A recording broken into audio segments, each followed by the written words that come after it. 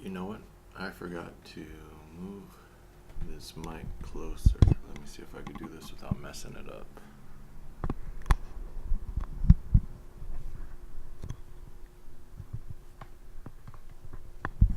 Hello, hello, hello, hello, hello. Hopefully I don't have to redo this video. Alright.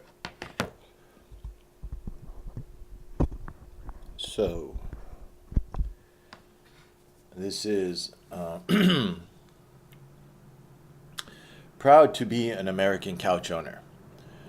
Proud to be an American couch owner. Focus. Alright. This is an interpretation, an imitation, syntactical interpretation, whatever you want to call it, parody. Proud to be an American couch owner. You can guess by the melody what song it was based off of. If tomorrow all the things were gone he'd worked for all his life, and an Iraqi had to bury his children and his wife, he'd curse his Arab stars to be living there today, 'cause his flag is still the wrong one, and his tears won't make that change. And I'm proud to be an American, where at least I know I'm American. And I won't forget the men who died, as long as they were also American. I'll gladly stand up, walk a beer from the fridge to my TV, 'cause there ain't no doubt I love this couch. God bless the USA. Oil from Iraqis, ship it through Afghanistan, spilling out of busted pipes in the Niger Delta land. From China down to Thailand, we make the things we sell, but we don't give a damn for them, and the world can go to hell. 'Cause I'm proud to be an American, where at least I know I'm American. And I won't forget the men who died, long as they were also American. I'll gladly stand up and walk a beer from the fridge to my TV, 'cause there ain't no doubt. Dun, dun, I love this couch.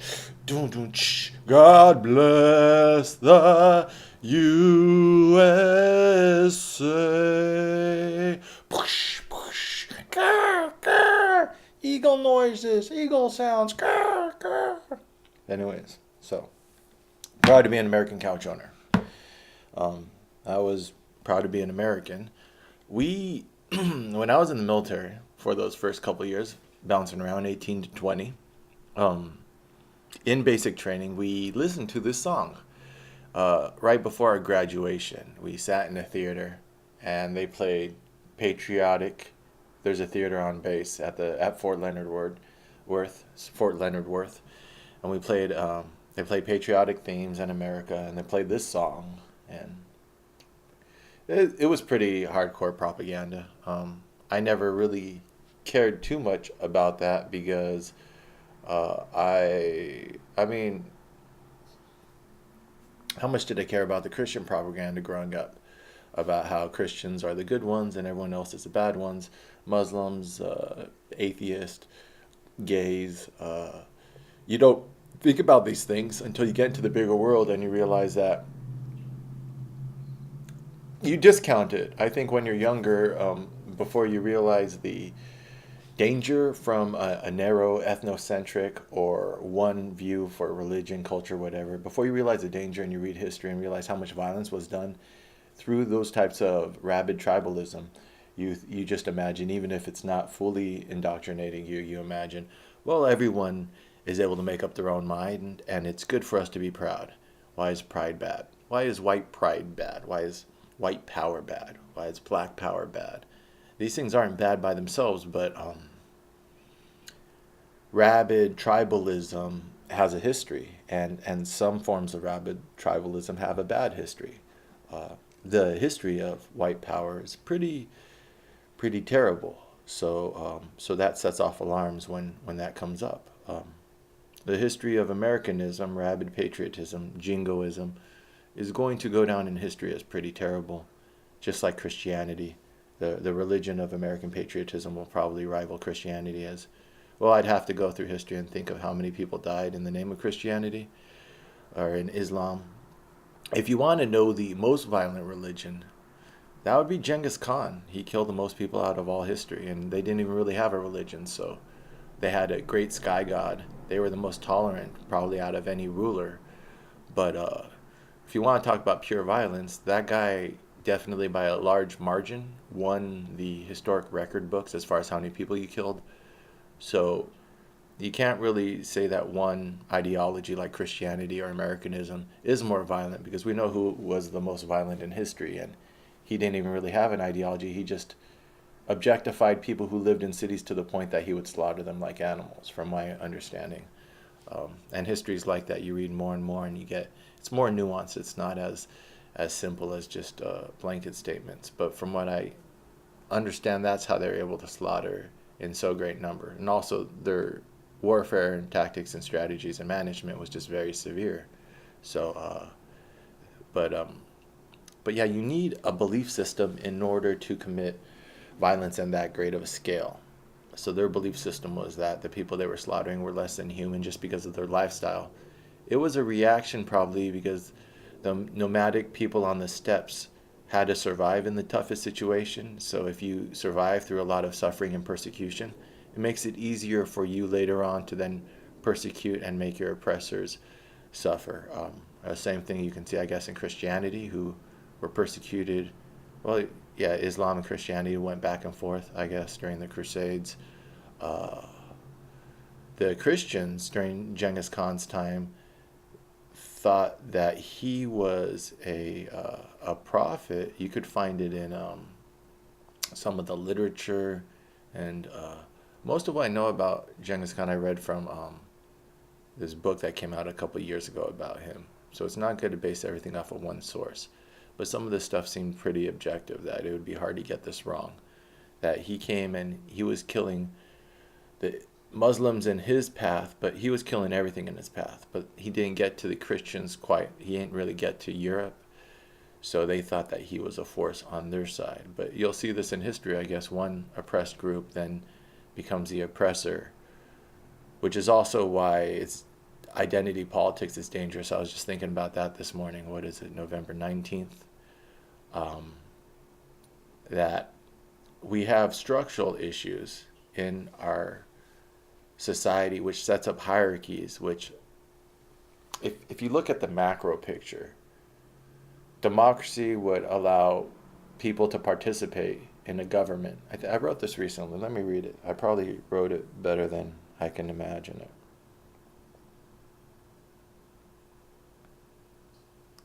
Trying not to write stuff and shelve it away, but trying to use it as soon as I wrote it. If you accept the concepts of civilization and democracy, so this is just a logical argument. We're going to state a couple things and then build upon them. If you accept the concepts, two concepts, civilization and democracy. Since I've been doing these videos, about 55 now, so maybe about dozens of hours, you must accept, and then some of these ideas I've remembered that seem to be, the idea is just journal, free association, and the ones that stick, throw it all against the wall, but you remember the good stuff. You trust your internal editing process. And I can always look back at these videos when I'm actually writing my story and then capture this moment, November 2018, but also my view of my life from this moment, the framework of an autobiographical text. But so we have two concepts, civilization and democracy. And earlier I said civilization was the concept, because from early Greek myths, things that I care about are culture, ideas, civilization, how the truth, objective truth, and how our modern culture self-evidently obscures objective truth through our culture. So what's on TV and what the narratives that we traffic between each other and how we entertain ourselves doesn't have a relevance to objective reality. It actually obscures it. So it seems like it's purposeful. We have a power dynamic where we purposefully entertain and um, we distract through entertainment from the reality of our situation, and that's how things are getting so bad because we're not applying our human ingenuity and efforts to our actual problems. We're applying it to more and more distractions. And let's not blame the victim because these power dynamics, media is consolidated to the point that we can find the origins of these narratives, and they're not coming from the ground up. The way I've seen it so far is that culture starts from the top down and then the ground up feeds into it. So if I want to start a false narrative, I seed it, but then definitely you have organic growth, but that's what astroturfing is. Our culture is being astroturfed. Certain narratives are being promoted, other narratives are being killed. And we'll find, because I'm a very much outside the dominant narrative person. So we'll see whether the narratives I promote struggle to get out, or how they compare against what I believe are astroturf narratives. But so we accept the concepts of civilization. That's the reason why I brought up cultures. Earlier I said that civilization, possibly a nice definition of a nice simple definition, is giving to society the ability for justice as opposed to retributive justice. So when you have like the tribal people who were gathered together, the Arabic bands under Islam, they created government and society out of a bunch of independent nomadic tribes. In that sense, when you have independent tribes, there's a lot of retributive justice, honor killings, family. People before claimed that civilization was when you stayed in one place and had an agrarian economy or an agrarian society. That seems to not include, though, a lot of native traditions, or like the nomads in the desert, Genghis Khan on the steppes of Europe, on the steppes of, what is that, Russia or whatever you call that, between Russia and Europe. The Indians in America, these people didn't really have an agrarian economy. In South America, you find a lot of similar trees purposefully planted, or they did soft farming. They didn't have groves, but for all intents and purposes, there are useful trees that you can tell the natives promoted one tree over another, but it was softer. The Great Plains might have been created through burning, and they might have had swaths of territory which they influenced to be open in order to allow large areas where animals could go into that they can hunt. So, but it was a lot more passive. So if we just stick to a city-state model for what defines a civilization, we're going to miss out on a lot of wisdom and a lot of human traditions that we can learn from. And also that's our heritage. But I think all of those societies, no matter how they organize themselves, the idea of a society is that the individual doesn't determine justice, but the society does. So civilization, it seems like a safe definition, is subsuming, putting your own identity and your own right to justice under that of the civilization. So we have a framework of laws or governing, or a group identity, which is larger than the individual identity. That's a society, that's a civilization, I think. So if you accept that concept of civilization, a larger group identity among people organized in a living structure, and then and democracy is a form of civilization where it's very participatory, whether representative, like how we elect representatives in the US, or direct democracy, which technology might allow us to actually have that. We can keep evolving our democracy. We don't have to keep wiping our ass with this constitution that was made 250 years ago.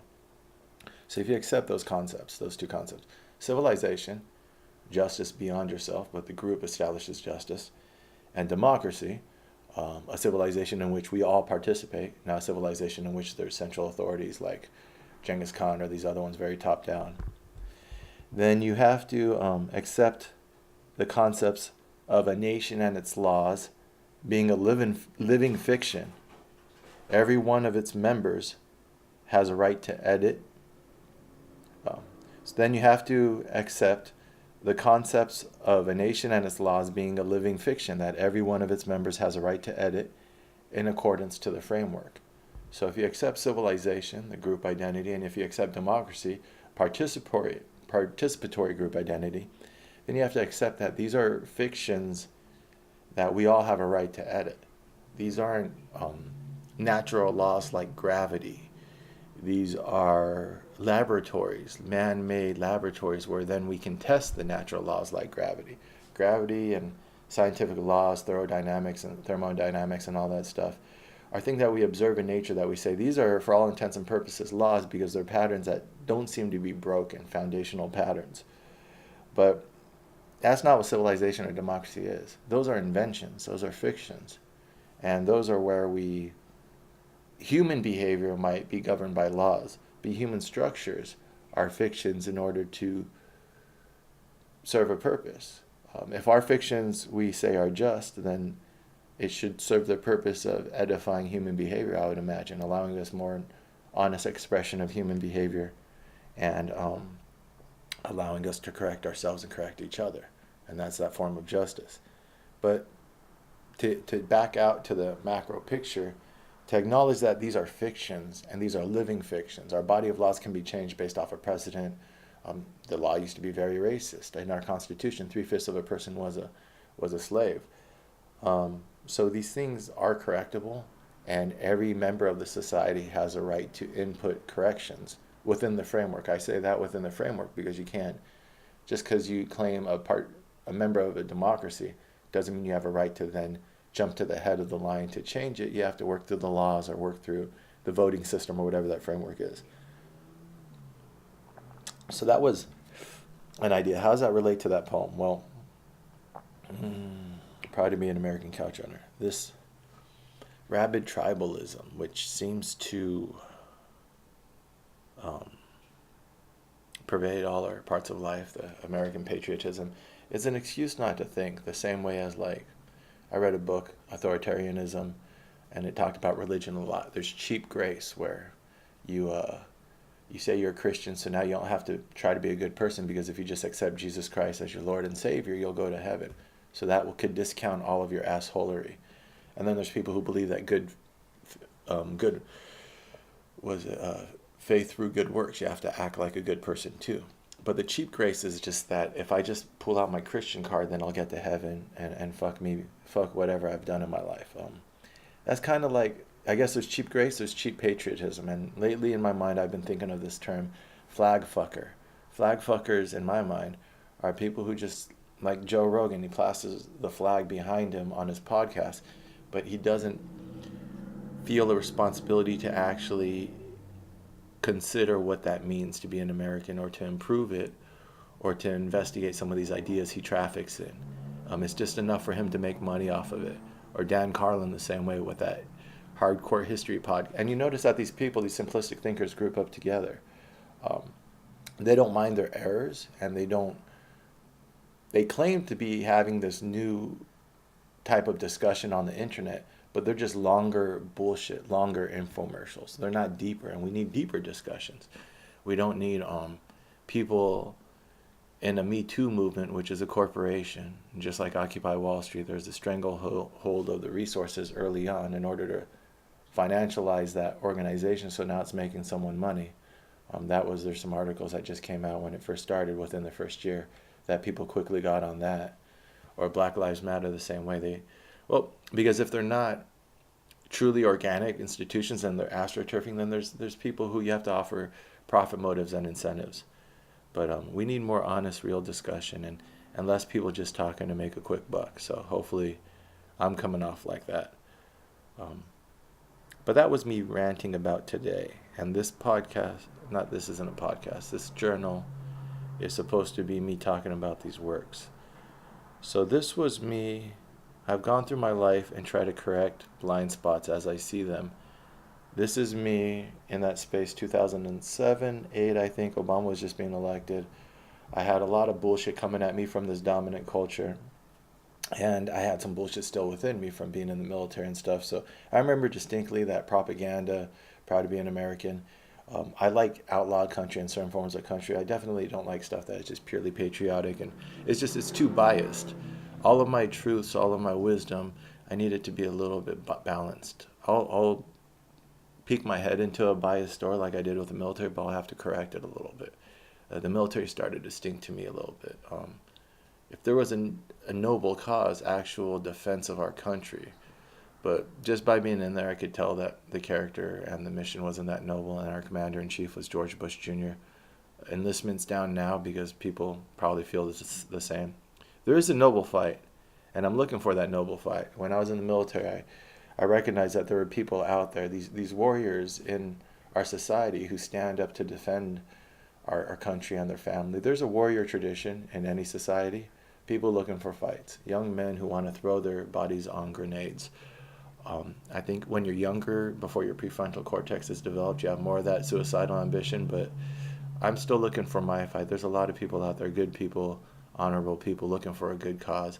Not just to throw their bodies on that grenade, but to do what they feel needs to be done.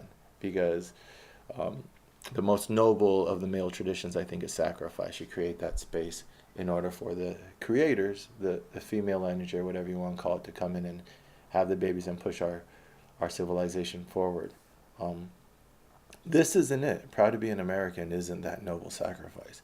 It's propaganda. And so what I did is I turned it on its head and tried to put some truth in here. So by contrasting propaganda with objective reality, you sort of shake the head a little bit. Hopefully it's able to cure other people, but first it was curing myself. So if tomorrow all the things were gone he'd worked for all his life, and an Iraqi, okay, we're talking about Iraqis, not Americans, had to bury his children and his wife. Again, this constant reading this injustice and seeing all the bullshit around me and thinking, you know what? How can we get people to put themselves in the shoes of those who were oppressing, the genocide that we're committing? How do we turn off the killing machine and stop the insane violence in the world? That's totally willful. George Bush Jr. willfully committed this act of genocide and atrocities, and these people still aren't being held accountable. Even every time I bring it up, every time I talk about it, it's good that I could be calm now, but it gets you emotional. He cursed his Arab stars to be living there today. It's just now this is just getting silly. It's getting like satire because because his flag is still the wrong one, and his tears won't make that change. This is where like all you can do is laugh or cry. It's like it sounds maybe insensitive, but we're trying to shock people into acknowledging the reality of the consequences of our actions. This is me standing on that corner in Redlands holding up a sign saying, "War in the modern age is war against women and children." This is like a flaming shit show coming, and like few of us standing up, although there were many around the world, global historic protests saying, "Stop, this is going to be a fucking shit show," and it's still going on. So afterwards, what can we do but say, "We told you so"? What can we do but say, like, are you happy now? Have you been fooled enough? Have you had enough of people from the heartland die needlessly for these wars of aggression? Have you been robbed enough? 6 trillion out of your treasury. Are you ready to listen? Not even, that's not right because I don't have all the answers. Are you ready to have an honest discussion? Are you ready to look in the mirror? Because I've never felt comfortable being a leader where I tell people what to do. Let's be objective and have a normal democratic discussion in civics. And that's why those top-down narratives are all stopping us from doing that. In Occupy Wall Street, they came out to stop us from having normal civic discussions through identity politics or through putting people at certain points in our resources to make sure that the resources weren't used effectively. I have the evidence because I was there firsthand. I have some documents and I have some stories. We'll get to that. But this is a pattern that plays out. His flag is still the wrong one. His tears won't make that change. And this is the callousness. But I'm proud to be an American, or at least I know I'm American. That's all you believe in this rabid patriotism. You don't have, that's when I talk to people. What do you believe? Your values? What do you stand for? You just stand for an identity? That's as bad as someone saying elect Hillary just because she has ovaries, or elect Obama just because he's black. These people, that's why we need that deeper level thinking, because the way it is right now is just self-evidently, and that's why this is a ludicrous song, because when you have a clear mind and you're looking at the real historic record, anything less just sounds silly. And I won't forget the men who died as long as they were also American, because we don't count the bodies of our dead, which not understanding your enemy goes against the warfaring tradition. You know, Sun Tzu and Bushido and the art of war, and how war was raised to a philosophy. Because war, there is time and necessity for it to happen for self-defense, and there's a way to conduct it. But you don't do that by objectifying or demonizing the enemy. That's a very simplistic, childish way to wage war. And that's another reason why I want to have this discussion, because you're undermining the art and the science of war by waging it in a childish way. And there might be a time in our life where we actually need to use that science to defend ourselves. But if you just only defend yourself with identity politics, that's actually not the effective execution of war. War is, from what I understand, I like history, and I'm sure I'll read more of it in my life. You have a point or a principle that you defend, and with violence, usually it's self-defense. With empire, it's expansion, and empire might have been necessary in the past, although that's arguable, but it's definitely not necessary now in such a closed world, because the stakes are too high. Because the loser can destroy the whole world. So once the loser is able to trump the victor, then we're beyond having winners and losers. And now we just all need to chill the fuck out. You don't get in a fist fight with people packing pistols, and that's what the world seems to be right now. So we need more justice to lower the probability and that's what we're seeing. We're seeing a lot of people vetoing the track of society right now through these mass shootings or other things. We need a larger narrative that includes more people, because right now we're coming to a point in history where anyone can veto the current course. So we need to round up the crazies, maybe some honeypots. This is what I thought last year. We need to have more ability to find people who are unhinged, who need help, but we definitely also need larger narratives, because some of these people are borderline unhinged, borderline disaffected. And there's a difference between someone who's just purely crazy. The news tries to tell us that all these guys are purely crazy, but there's a difference between someone who's purely crazy and someone who is disaffected because they don't have a place within the dominant narrative because it's shrinking so small. I'll gladly stand up, walk a beer from the fridge to my TV, because there ain't no doubt I love this couch. Because you don't really love America, you love your comfort. You don't even know what America is. It's just a term. Words that are used so much in the influence of violence, or words that are used as a tool for inducement to just convince people to do something, lose their meaning. Because words actually mean something. So if you use a word against its meaning, then it loses its meaning.